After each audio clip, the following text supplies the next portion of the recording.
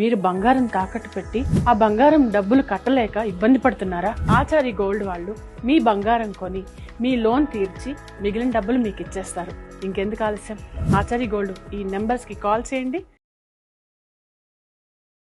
ఏదైతే డీలిమిటేషన్స్ చేయమని ఎవరో సుప్రీంకోర్టులో వేస్తే దాన్ని సుప్రీంకోర్టు తోసుకొచ్చింది. ఏపీ తెలంగాణ రెండు రాష్ట్రాలు ఇప్పుడు అంత అవసరం లేదు అని. అది ఎట్లా చూడాలి సార్? సుప్రీంకోర్టు పరిధిలో ఉండదండి. ఇప్పుడు ఫస్ట్ జనగణన జరిగిన తర్వాత ఇప్పుడు ఉదాహరణకి ఖైరతాబాద్ నియోజకవర్గం మీకు జ్ఞాపకం ఉంటుంది. ఎంత లక్షలు 25 లక్షల పైచీలు కోట్లతో ఉండేది. తర్వాత ఏమైంది పరివర్తన? మా విజయనగరం, వైజాగ్, శ్రీకాకుళం కలిపి వైజాగ్ జిల్లా ఉండేది. అప్పుడు డీలిమిటేషన్ అన్న దగ్గర జనాభా ప్రాతిపదిక మీద కొన్ని వెసులుబాట్ల కోసం ఇప్పుడు ఉదాహరణకు కుప్పం రెవెన్యూ డివిజన్ చేశారు గత ప్రభుత్వం. సో రెవెన్యూ మాడ్యూల్స్ కోసం జిల్లాలు కానీ నియోజకవర్గాల పునర్విభజన కానీ జనాభా ప్రాతిపదిక మీద జరుగుతాయి. ఇప్పుడు రేపు నెక్స్ట్ ఇయర్ లోపల జనగణన జరుగుతుంది. జనగణన జరిగినప్పుడు ఏమవుతుంది? ఆయన అగ్రిగేట్ 2.5 లక్షల మంది ఉండాలి.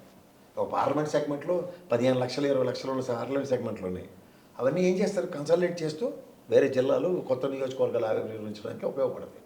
అలాగే ఎస్సీ ఎస్టీ నియోజకవర్గాలు కొన్ని ఉంటాయి, వెనకబడిన నియోజకవర్గాలు. ఇప్పుడు దానికి ఎర్రగొండపాలెం కానీ నెక్స్ట్ వేమూరు కానీ ఇలాంటివి.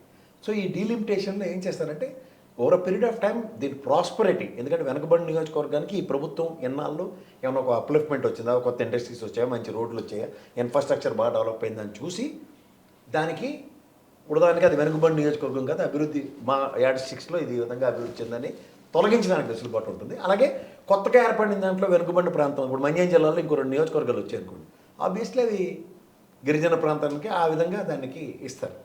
సో ఈ విధంగా చేయడానికి సుప్రీంకోర్టుకి అధికారాలు ఉండవు. ఇప్పుడు ఎవరు నేను మీరు వెళ్ళి సుప్రీంకోర్టుని వెళ్ళి స్టేట్ పరంగా అర్థించి సార్ మాకు జనాభా ఎంత ఉంది సార్, గాలి లెక్కే కదా అది. ఒరిజినల్ లెక్క ఏంటంటే మనకి 2011 లెక్కలే నేను చెప్తాను, వాడికి 119 కోట్లు అంటున్నాను. కానీ ఇప్పుడు మీరు అడగండి 154 ఒకటి అంటాడు, 160 చైనా దాటేసాం ఒకట. ఈ టాగోనితలు నాకెందుకు? సుప్రీంకోర్టు అసలు పరిగణలో చేసుకో. ఫ్యాక్ట్స్ మీదే సుప్రీంకోర్టు జడ్జిమెంట్స్ ఉంటాయి. సో ఫ్యాక్ట్ అన్నది ఇక్కడికి ఎక్కడి నుంచి వస్తుంది? జనగణనతో. సార్ ఇక్కడ మా నెత్తికి ఈ జిల్లాలో ఎంతమంది ఉన్నారు సార్, మమ్మల్ని ఎడగొట్టండి, వేరే జిల్లా చేయండి. అలా జిల్లా డిమాండ్లు వస్తాయి. తమిళనాడులో అలాంటి డిమాండ్తోనే జిల్లా ఏర్పాటు చేసింది కేంద్ర ప్రభుత్వం. అట్లా కేంద్ర ప్రభుత్వాలు చేసిన వీళ్ళు ఇప్పుడు 33 జిల్లాలు తెలంగాణలో చేశారు, వీళ్ళు చేశారు. శాంచుటీ లేదు దానికి. ఎందుకు? ప్రతి జిల్లాకి ఒక అధికారి కావాలి, ఎవరు? కలెక్టర్ గారు కావాలి, ఒక ఎస్పీ గారు కావాలి. అవన్నీ ఇచ్చేది ఎవరు? కేంద్రం. ఇప్పుడు మా విజయనగరం జిల్లాని, వైజాగ్ జిల్లాని, శ్రీకాకుళం జిల్లాని 1975లో అనుకుంటాను ఏర్పాటు చేశారు. ఎవరి కోసం? ఎవరు సచ్చినట్టు ఇచ్చారు. 3 జిల్లాలకి 3 కలెక్టర్లు, 3 ఎస్పీలు. ఎస్పీ బంగ్లాలు ఉంటాయి.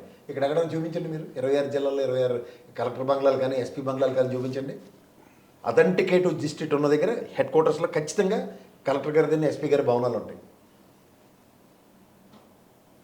దిస్ ఈజ్ కాన్స్టిట్యూషన్ కాదని సుప్రీంకోర్టు నాకు ఏ కేసు అయినా యాక్సెప్ట్ చేస్తుందని చెప్పి కేసులు పెడితే దాని అందుకే వెనక్కి ఇసిరి కొట్టింది. అది జనగణన తర్వాత వెళ్ళండి, మా జిల్లాలో ఉన్న అవరోధాలు ఇవన్నది పార్లమెంట్ ఒక నోటిఫికేషన్ ఇస్తుంది, దీనిలో ఏమైనా అప్రహెన్షన్స్ ఉంటే రైజ్ చేయండి అని. అలాంటప్పుడు కూడా దాన్ని ఓవర్కమ్ చేసి వెళ్ళినప్పుడు అప్పుడు కోర్టుకి వెళ్ళి సార్ మమ్మల్ని ఈ విధంగా కన్సిడర్ కూడా చేయట్లేదు, అప్రహెన్షన్స్ ఇమ్మన్న తర్వాత కూడా వాళ్ళు కన్సిడర్ చేయట్లేదు అంటే అప్పుడు ఏదైనా ఒక డైరెక్షన్ ఇస్తుంది. అది కూడా పార్లమెంట్ అవసరం. అంతేకాని స్వతంత్రంగా నిర్ణయం తీసుకోవడానికి కొన్ని వ్యవస్థలకి ఇండిపెండెన్స్ ఉన్న అత్యున్నత న్యాయస్థానం అయినా సరే కొన్ని డిస్కషన్స్ ఉండవు. అందుకనే